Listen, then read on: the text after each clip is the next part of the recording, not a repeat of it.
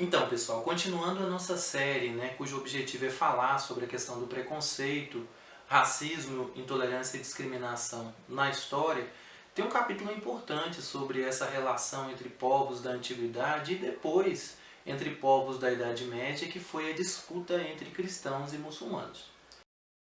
Nós sabemos muito bem, que o cristianismo ele começa a partir das pregações de Jesus Cristo, isso por volta do século I, e durante algum tempo ele se restringe àquela região, da Judéia, da própria Palestina. Graças aos esforços de Paulo, um ex-perseguidor dos cristãos, essa doutrina é levada para outras partes, inclusive dentro do Império Romano.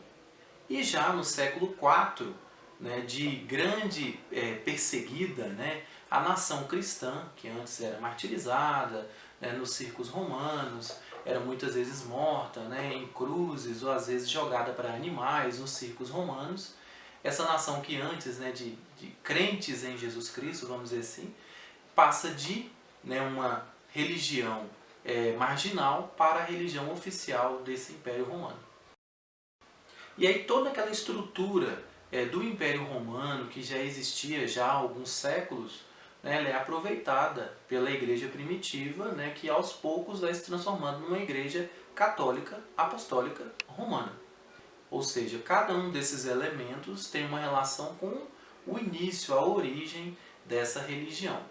Mais alguns séculos depois, século VII em diante, nós vemos também a eclosão de uma nova religião monoteísta, que seria a terceira a surgir. A primeira foi o judaísmo, lá com Moisés, através da tradição dos 10 mandamentos. Depois o cristianismo, a partir das pregações de Jesus e depois de seus apóstolos, principalmente Paulo.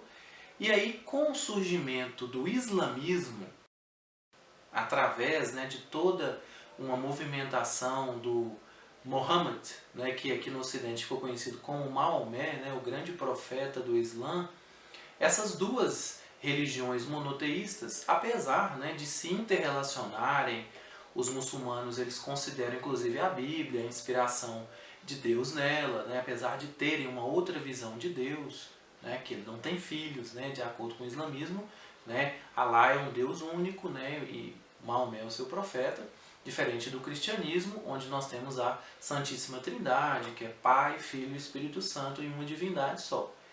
Esses dois povos eles vão se encontrar num determinado momento, que é o momento principal na Idade Média, chamado de Cruzadas. Lembrando que durante a Idade Média, dentro do território europeu, a hegemonia era cristã e católica. E os europeus daquela época já consideravam a região de Jerusalém como uma região sagrada. Já era para os judeus, depois para os cristãos se tornou também. E para agitar esse caldo cultural, religioso, entra aí nessa disputa os muçulmanos. A região ela não tinha apenas uma importância cultural, mas também econômica. Uma região de grande comércio, de grande desenvolvimento. Então Jerusalém se torna, a partir desse momento, uma região disputadíssima.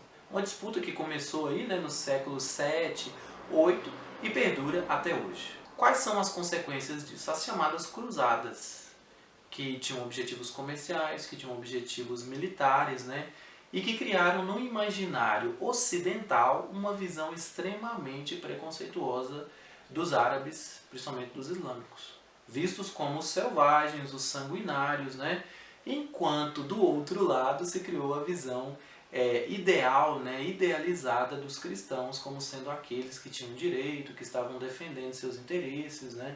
Então, já nessa época, na Idade Média, a gente percebe essa visão que é deturpada, porque ambos tinham os mesmos interesses, ambos tinham os mesmos direitos, estavam em regiões que viviam já há séculos, porém, a visão que chegou para nós no Ocidente era de que os muçulmanos eram os vilões desta história, como assim podemos dizer.